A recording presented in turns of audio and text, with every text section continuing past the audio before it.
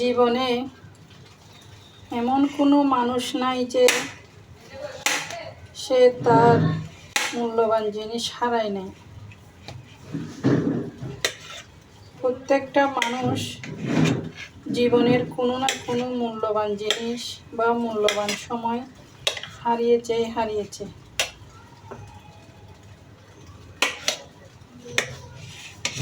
কথা বলতে বলতে এখানে আমি ড্রাগন কেটে নিলাম।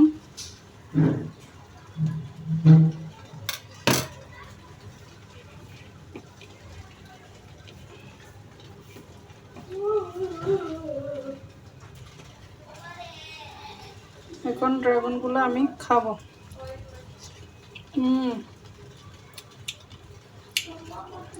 আলহামদুলিল্লাহ, অনেক মিষ্টি।